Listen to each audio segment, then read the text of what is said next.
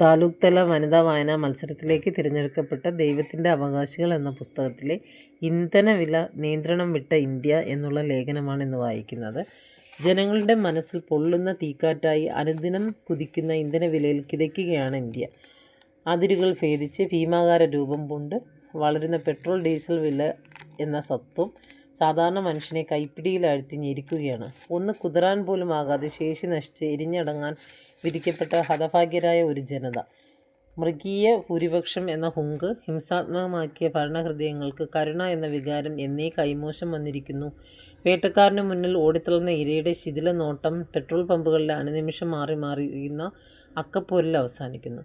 ഒരു ന്യായീകരണവും നീതീകരണവും ഇല്ലാത്ത സാമൂഹ്യ ദുരന്തമാവുകയാണ് നാൾതോറുമുള്ള ഇന്ധനവില വർധന.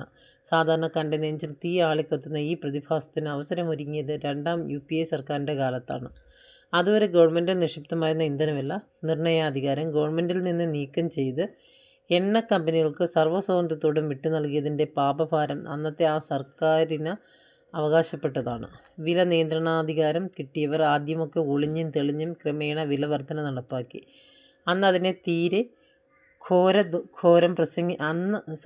അതിനെതിരെ ഘോരം പ്രസംഗിക്കുകയും പ്രതിഷേധിക്കുകയും പ്രക്ഷോഭം നയിക്കുകയും ഒക്കെ ചെയ്തവർ തങ്ങൾ അധികാരത്തിൽ വന്നാൽ വിലക്കയറ്റം പിടിച്ചു നിർത്തി കാര്യങ്ങൾ പഴയ നിലയിലാക്കുമെന്ന് ആണയിട്ട് പറഞ്ഞു. അവർ പിന്നീട് അധികാരത്തിൽ വന്നു. പക്ഷെ അവരാകട്ടെ ജനങ്ങളുടെ സർവ്വ പ്രതീക്ഷകളും തകർത്തുകൊണ്ട് എണ്ണ കമ്പനികളുടെ കൊടും കൊള്ളയ്ക്ക് കുടപിടിക്കുന്നവരായി മാറി.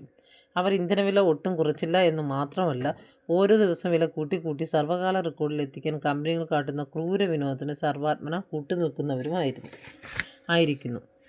ഭരിക്കുന്നവരുടെ ചുണ്ടിൽ നിറയുന്നത് പുച്ഛത്തിൻ്റെയും പരിഹാസത്തിൻ്റെയും കറുത്ത പ്രകാശകണികകളാണ്. ഇന്ത്യൻ യാത്രികൻ്റെ പ്രയാണ വഴികളിലുടനീളം ഇരുളിൻ്റെ അഗാധത മാത്രം. ജനങ്ങൾക്ക് എല്ലാ അർത്ഥത്തിലും സംരക്ഷണം നൽകുകയും അവരുടെ സ്വസ്ഥതയും സമാധാനവും തകർക്കുന്ന രാജ്യദ്രോഹ ശക്തികളെ അടിച്ചമർത്തി നിയന്ത്രിച്ചും രാജ്യത്തെ ജനങ്ങൾക്ക് മുഴുവൻ സന്തുഷ്ടിയും സംതൃപ്തിയും സാമ്പത്തിക സുരക്ഷിതവുമുള്ള ജീവിതം ജീവിക്കാനുള്ള സാഹചര്യം സൃഷ്ടിക്കുക എന്ന ഉത്തരവാദിത്വമാണ് ഗവൺമെൻറ്റുകൾ നിർവഹിക്കേണ്ടത്. പ്രതിസന്ധി ഘട്ടങ്ങളിൽ ജനങ്ങളെ ചേർത്ത് നിർത്തുകയാണ് ഗവൺമെൻറ്റിൻ്റെ കടമ.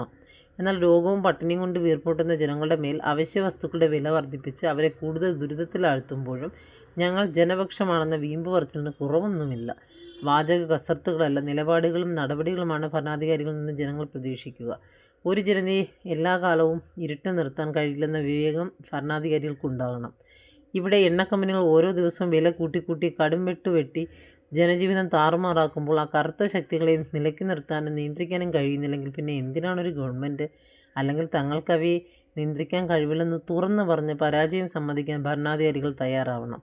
പെട്രോൾ ഡീസൽ വില അനുദിനം കുതിക്കുമ്പോൾ അതിന് മുന്നിൽ വിറങ്ങലിച്ച് നിൽക്കുന്ന ജനതയുടെ ധൈര്യം ഭരണാധികാരികൾക്ക് ഊർജ്ജദായകമാകുമെന്ന സത്യം നമ്മെ അമ്പരപ്പിക്കുന്നു. എല്ലാ ഭാരവും ജനങ്ങൾക്ക് നൽകുന്ന ഭരണമെന്ന പുണ്യത്തെ ആസ്ഥാന ഗായകർ പാടിപ്പുകഴ്ത്തുമ്പോൾ ജനങ്ങൾ വല്ലാതെ വീർപ്പ് മുട്ടുകയാണ്. കോവിഡ് മഹാമാരി സൃഷ്ടിച്ച അനിശ്ചിതത്വത്തിന് മധ്യയാണ് ഇപ്പോൾ പെട്രോൾ വിലയിലെ കൊള്ളയും നരങ്ങേറുന്നത്. ആ മഹാവ്യാധിയിൽ ശ്വാസം കിട്ടാതെ നിസ്സഹായരായ മനുഷ്യർ ശ്വാസം മുട്ടി പിടഞ്ഞു മരിക്കുമ്പോൾ ബാക്കിയാവുന്ന മനുഷ്യരെ വരിഞ്ഞു മുറുക്കി ഇന്ധനവില വർധന പിന്നെയും ശ്വാസം മുട്ടിക്കുകയാണ്. തിരഞ്ഞെടുപ്പ് പോലെ അവർക്ക് ആവശ്യമുള്ള പ്രത്യേക സാഹചര്യങ്ങളിൽ താൽക്കാലിക വെടിനിർത്തൽ പോലെ അല്പ ദിവസങ്ങൾ വില വർധന നിർത്തുകയും ചില്ലറ പൈസ കുറയ്ക്കുകയും വോട്ട് പെട്ടിയിലാക്കി കഴിഞ്ഞ് പിറ്റേന്ന് മുതൽ അടിയന്തരമായി കുറച്ചതിൻ്റെ കുറേ മടങ്ങ് വീണ്ടും കൂട്ടുകയും ചെയ്യുന്ന ഇന്ധനത്തിൻ്റെ രാഷ്ട്രീയം തിരിച്ചറിയാൻ കഴിയാത്ത പമ്പര വിഡ്ഢികളാണ് പൊതുസമൂഹം എന്നാണ് അവരുടെ ധാരണ. എല്ലാ ഭരണകൂടവും സമ്പന്നർക്ക് വേണ്ടിയുള്ളതാണെന്ന പൊതുബോധം രൂപപ്പെടാൻ കൂടി എണ്ണവിലയുടെ രാഷ്ട്രീയം നമ്മെ നിർബന്ധിക്കുന്നുണ്ട്. അടങ്ങാത്ത അമർഷത്തിൽ നീറിപ്പോവുകയാണ് ജനമനസ്സുകൾ. ക്ഷമയുടെ നെല്ലിപ്പലയും കടന്ന് ക്ഷമിക്കുകയാണവർ. രാജ്യത്തെ നീതിന്യായ വ്യവസ്ഥകളും നിയമ സംവിധാനങ്ങളും ഒക്കെ ആദരിക്കുകയും അനുസരിക്കുകയും ചെയ്യുന്ന ഉത്തമ പൗരന്മാരായതുകൊണ്ട് മാത്രമാണ് അവർ തീവ്രവാദികളായി പോകാത്തത്. ഇനിയും ആ നല്ല മനുഷ്യരുടെ ക്ഷമ നിങ്ങൾ പരീക്ഷിക്കരുത്. ഏറ്റവും അടിയന്തരമായി തന്നെ ഇന്ധനവില വർധന എന്ന കൊടും ക്രൂരതയിൽ നിന്ന് ജനങ്ങളെ രക്ഷിച്ച് അവരെ ഉത്തമ പൗരന്മാരായി തുടരാൻ അനുവദിക്കണം. ആരും കണ്ടിട്ടില്ലാത്ത, ആർക്കും കാണാനാവാത്ത അദൃശ്യമായ അന്താരാഷ്ട്ര വിപണി എന്ന ആഗോളവൽക്കരണത്തിൻ്റെ അടയാളമായ പുത്തൻ സങ്കല്പത്തിൽ ചാരിയാണ് എണ്ണവില നിശ്ചയിക്കപ്പെടുന്നത് എന്നാണ് പറയപ്പെടുന്നത്. അതങ്ങനെയാണെങ്കിൽ ആ അന്താരാഷ്ട്ര വിപണിയിൽ ക്രൂഡ് ഓയിൽ വില കുറയുമ്പോൾ അതിന് ആനുപാതികമായി പെട്രോളിയം ഉൽപ്പന്നങ്ങളുടെ വില ഈ രാജ്യത്തും കുറയേണ്ടതല്ലേ? മറ്റു വിദേശ രാജ്യങ്ങളിലൊക്കെ അങ്ങനെ കുറയുന്നുമുണ്ട്. പക്ഷെ നമ്മുടെ രാജ്യത്ത് അത് കുറയുന്നില്ല എന്ന് മാത്രമല്ല, നേരെ വിപരീതമായി ഓരോ ദിവസവും കുത്തനെ വർദ്ധിക്കുകയാണ്. അന്താരാഷ്ട്ര വിപണിയിൽ ക്രൂഡ് ഓയിൽ ബാരലിന് $115 ആയിരുന്നപ്പോൾ ഇവിടെ പെട്രോളിന് ലിറ്ററിന് ഏകദേശം 50 രൂപയായിരുന്നു. ക്രൂഡ് ഓയിൽ ബാരലിന് $50 കുറഞ്ഞപ്പോൾ ഇവിടെ പെട്രോളിന് 90 രൂപയിലധികമായി കൂടുകയാണ് ഉണ്ടായത്. അന്താരാഷ്ട്ര വിപണിയിൽ വില കുറയുമ്പോൾ ഇവിടെ കൂടുകയും അന്താരാഷ്ട്ര വില കൂടുമ്പോൾ ഇവിടെ പിന്നെയും കൂട്ടുകയും ചെയ്യുന്ന വിരോധാഭാസമാണ് നാളുകളായി നടമാടുന്നത്. അങ്ങനെ അവിടെ കുറയുമ്പോൾ ഇവിടെ കൂടുകയും അവിടെ കൂടുമ്പോൾ ഇവിടെ പിന്നെയും കൂടുകയും ചെയ്യുന്നതിൻ്റെ ഗണിതശാസ്ത്രം എത്ര ആലോചിച്ചിട്ടും മനസ്സിലാവുന്നില്ല. പെട്രോൾ ഡീസൽ വില ഇവിടെ കൂടി കുതിച്ചു കയറുമ്പോൾ അത് കൂടുകയല്ല, യഥാർത്ഥത്തിൽ കുറയുകയാണ് എന്ന അപഹാസ്യമായ വൈരുദ്ധ്യാത്മക വാദങ്ങൾ നമ്മൾ കേൾക്കേണ്ടി വരുന്നു. പാർലമെൻറ്റിലും നിയമസഭകളിലും അംഗങ്ങളുടെ ആനുകൂല്യങ്ങളും അലവൻസുകളും ശമ്പളവുമൊക്കെ എത്ര ഇരട്ടി വേണമെങ്കിലും കൂട്ടാൻ ഭരണ പ്രതിപക്ഷ ഭേദമൊക്കെ മറന്ന് ഒറ്റക്കെട്ടായി ഒരേ മനസ്സോടെ ഒരു ചർച്ചയുമില്ലാതെ 1 മിനിറ്റ് കൊണ്ട് ഏകകണ്ഠമായി തീരുമാനമെടുത്ത് അതിലും വേഗം അത് നടപ്പാക്കുന്നു. പക്ഷേ സാധാരണക്കാരൻ്റെ ജീവനെയും ജീവിതത്തെയും നേരിട്ട് ബാധിക്കുന്ന ഏറ്റവും ജീവൽപ്രധാനമായ ഇന്ധന വിലക്കയറ്റം ഉള്ള കടുത്ത അനീതിക്കെതിരെ ഒന്ന് പ്രതികരിക്കാൻ പോലും തയ്യാറാവുന്നില്ല എന്ന വിചിത്രമായ ചിത്രം നാം കാണേണ്ടതുണ്ട്. അവർ ഇതൊന്നും കണ്ടില്ലെന്ന് നടിച്ചും അതിനു നേരെ തന്ത്രപൂർവ്വം കണ്ണടച്ചിരുട്ടാക്കിയുമൊക്കെ പ്രശ്നത്തെ തീർത്തും അവഗണിച്ച് അവരുടെ അജണ്ടകളുമായി മുന്നേറുകയാണ്. സാധാരണ മനുഷ്യർക്ക് വേണ്ടിയുള്ള നിലപാടുകളല്ലാതെ ആ ദരിദ്ര ജനതയുടെ പക്ഷത്ത് നിൽക്കാതെ കുത്തകളെ പിന്തുണയ്ക്കുന്നതാണ് അത്യുത്തമം എന്ന ചിന്തയാണ് ഭരണകൂടങ്ങളെ ഭരിക്കുന്നത്.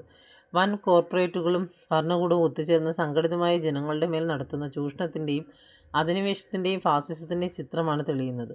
പെട്രോളിയം ഉൽപ്പന്നങ്ങളുടെ വില വർദ്ധിക്കുന്നത് വാഹനം ഓടിക്കുന്നവരുടെയും പാചകവാതകം മണ്ണെണ്ണയുമൊക്കെ ഉപയോഗിക്കുന്നവരുടെയും മാത്രം പ്രശ്നമായി വളരെ നിസ്സാരമായാണ് പലരും കാണുന്നത്.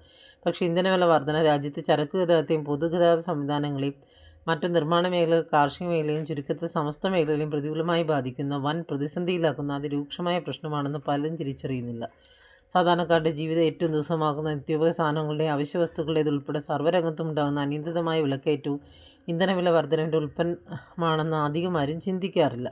ജനങ്ങളെ ദാരിദ്ര്യത്തിന് പോലും ഒരു പരിധിവരെ ഇന്ധനമാവുന്നത് ഇന്ധനവില വർധനമാണ്. അങ്ങനെ രാജ്യത്തെ മുഴുവൻ ജനങ്ങളെയും നേരിട്ട് ബാധിക്കുന്ന അതീവ ഗുരുതരമായ പ്രശ്നമാണിതെന്ന് മനസ്സിലാക്കാത്തവരാണ് ഏറെപ്പേരും. രാജ്യാന്തര വിപണിയിൽ ക്രൂഡ് ഓയിൽ വില വർദ്ധിക്കുന്നത് ഗവൺമെൻറ്റിന് യാതൊരു പ്രതിസന്ധിയും സൃഷ്ടിക്കുന്നില്ല. വില കൂടിയാലും പ്രതിദിന വിലയുടെ അടിസ്ഥാനത്തിൽ ആ ഭാരം ജനങ്ങൾക്ക് മേൽ ചുമത്താം. വില കുറഞ്ഞാൽ കൂടുതൽ നികുതി ഈടാക്കി സർക്കാരിൻ്റെ സമ്പത്ത് വർദ്ധിപ്പിക്കാം. ആഗോള വിപണിയിൽ അസംസ്കൃത എണ്ണയുടെ വില കുറഞ്ഞാൽ അതിൻ്റെ നേട്ടം ജനങ്ങൾക്ക് നൽകാതെ നികുതി വർദ്ധിപ്പിച്ച് സർക്കാർ ലാഭം കൊയ്യുകയാണ്. പ്രജകളുടെ മേൽ അടിച്ചേൽപ്പിക്കപ്പെടുന്ന അമിതഭാരവും അതുമൂലം ദുസ്സഹമാകുന്ന അവരുടെ ജീവിതത്തിൻ്റെ ദയനീയാവസ്ഥയുമെന്ന് ഭരണകൂടങ്ങൾക്കും ഭരണാധികാരികൾക്കും യാതൊരു ഉത്കണ്ഠയും ഉണ്ടാക്കുന്നില്ല. എണ്ണ കമ്പനികളിൽ ചോദിക്കാൻ ആരുമില്ലെന്ന ധൈര്യത്തിൽ ഒരു ഉറപ്പില്ലാതെ നിർദ്ദയം നിരന്തരം തോന്നും പോലെ വില കൂട്ടുന്നു. ആ കൂട്ടിയ വിലയുടെ മേൽ 100% അതിലധികം ശതമാനം നികുതിയും പിന്നെ അടിച്ചേൽപ്പിച്ച് വില വീണ്ടും കൂട്ടി ജനജീവിതത്തെ തീർത്തും അസാധ്യമാക്കാനുള്ള മത്സരത്തിലാണ് കേന്ദ്ര സംസ്ഥാന ഭരണകൂടങ്ങൾ.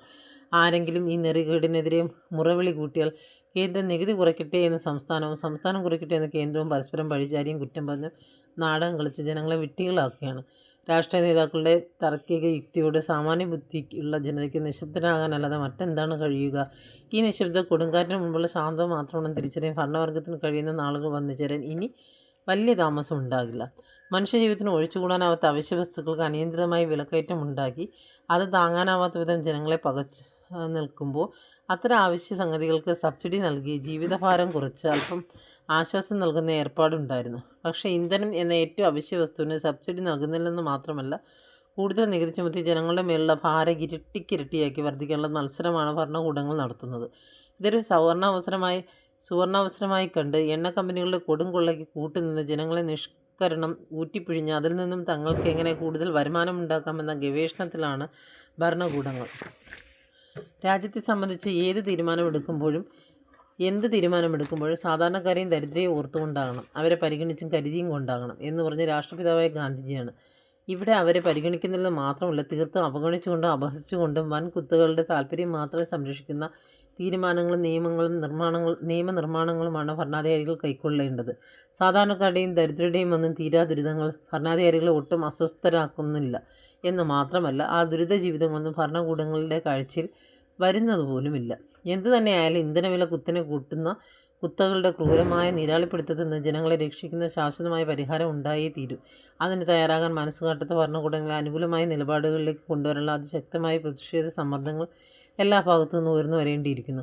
ഒപ്പം തന്നെ എണ്ണ കമ്പനികളുടെ ധാർഷ്ട്യത്തിനും ജനദ്രോഹത്തിനും കൊള്ളലാഭ കൊതിക്കും തടയിടുന്ന ബദൽ സംവിധാനങ്ങളെക്കുറിച്ച് നാം ചിന്തിക്കേണ്ടിയിരിക്കുന്നു. യാത്രകൾക്ക് പൊതുഗതാഗത സംവിധാനം പരമാവധി ഉപയോഗിക്കുക. ഹ്രസ്വ ദൂര സഞ്ചാരങ്ങൾക്ക് സൈക്കിൾ പോലുള്ള ഇന്ധനരഹിത വാഹനങ്ങൾ പ്രായോഗികമാക്കുക. കഴിയുന്നത്ര കാൽനട യാത്രകൾ നടത്തുക.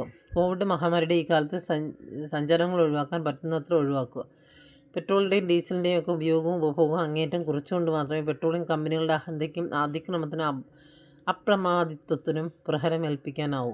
പെട്രോളിയം ഉൽപ്പന്നങ്ങൾ കഴിയുന്നത്ര ബഹിഷ്കരിച്ചുകൊണ്ടും കമ്പനികളുടെ നിസ്സഹകരണം ശക്തമാക്കണം. തികച്ചും സമാധാനപരമായി പുതിയൊരു സമരമാർഗം തന്നെ ഉരുത്തിരിഞ്ഞു വരേണ്ടതുണ്ട്. എപ്പോൾ വേണമെങ്കിലും തീർന്നു പോകാവുന്ന പെട്രോളിയം ഇന്ധനങ്ങൾക്ക് പകരം മറ്റ് പാരമ്പര്യേതര ഊർജ്ജ സ്രോതസ്സുകൾ പ്രയോജനപ്പെടുത്തി ഉള്ള സാങ്കേതിക വിദ്യ ഉണ്ടാവണം. സൂര്യപ്രകാശം, വായു, തിരമാലകൾ തുടങ്ങിയവയിൽ നിന്നൊക്കെ ഊർജ്ജം സംഭരിക്കുകയും ഇലക്ട്രിക് വാഹനങ്ങൾ കൂടുതൽ പ്രോത്സാഹിപ്പിക്കുകയൊക്കെ വേണ്ടിയിരിക്കുന്നു.